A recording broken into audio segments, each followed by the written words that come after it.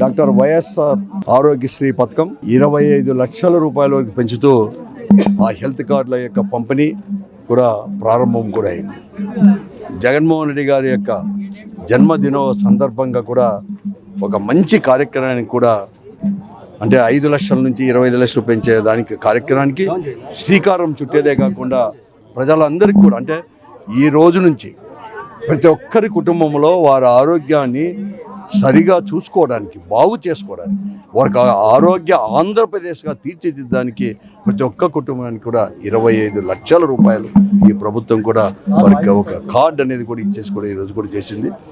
ఇది doctor YS Rajasekhara Reddy గారి యొక్క ఈ పథకమే డాక్టర్ వైఎస్ రాజశేఖర రెడ్డి గారి యొక్క మానసపుత్రిక. మొట్టమొదటిగా భారతదేశంలో 2004లో డాక్టర్ రాజశేఖర రెడ్డి గారు ముఖ్యమంత్రి అయిన తర్వాతనే ఈ రాష్ట్రంలోనే సమైక్య ఆంధ్ర రాష్ట్రంలోనే ఈ పథకాన్ని కూడా ప్రవేశపెట్టడం జరిగింది. ఆ తర్వాత అన్ని రాష్ట్రాలు కూడా ప్రవేశించడం జరిగింది. ఇప్పుడు ఏ రాష్ట్రంలో చేయని విధంగా ఏ ముఖ్యమంత్రి ఆలోచన అనేది కూడా చేయని విధంగా ఎవరికి అటువంటి ఆలోచన తట్టను కూడా తట్టలేదు. కానీ మన ముఖ్యమంత్రి జగన్మోహన్ రెడ్డి గారు కూడా ఆలోచన తట్టి సరాసరి ఏకంగా కూడా 5 లక్షల నుంచి 25 లక్షల వరకు కూడా ఈ రాష్ట్రంలో 1,60,000 కుటుంబాలు ఉంటాయి. ఒకసారి 1,60,00,000 కుటుంబాలు ఉంటాయి.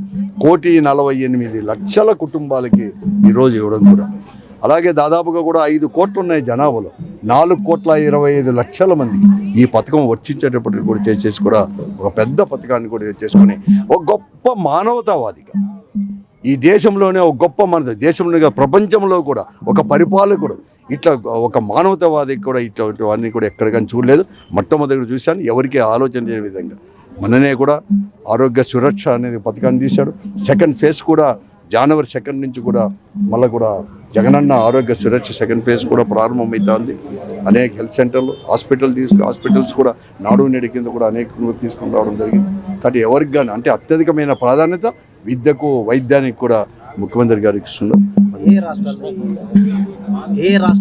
మన ఈ ఆరోగ్యశ్రీ పథకం కూడా దాదాపుగా 2,700 2,800 హాస్పిటల్ ఉంటే ఇతర రాష్ట్రాలు కూడా మన దగ్గరే 2,300 పైన హాస్పిటల్ ఉంటే ఇతర రాష్ట్రాల్లో కూడా హైదరాబాద్లో కానీ చెన్నైలో కానీ బెంగళూరులో ఇవన్నీ కూడా ఇతర రాష్ట్రాల్లో కూడా అంటే హైదరాబాద్లో 78 హాస్పిటల్లోను అలాగే 35 హాస్పిటల్ బెంగళూరులోను ఇవన్నీ కూడా తీసుకుని రావడం ఉంది. 3 రాష్ట్రాల్లో కూడా ఇవన్నీ కూడా తీసుకున్నారు. అంటే 4 రాష్ట్రాల్లో మన రాష్ట్రంతో పాటు తెలంగాణ రాష్ట్రంలోను అలాగే తమిళనాడు రాష్ట్రంలోను కర్ణాటక రాష్ట్రంలో కూడా ఇవన్నీ చేసుకోవడానికి కూడా అవకాశం కూడా అయిపోయింది. అందరూ కూడా ప్రజలు ఉపయోగించుకోవాలని చెప్పేసి నేను కోరుతాను.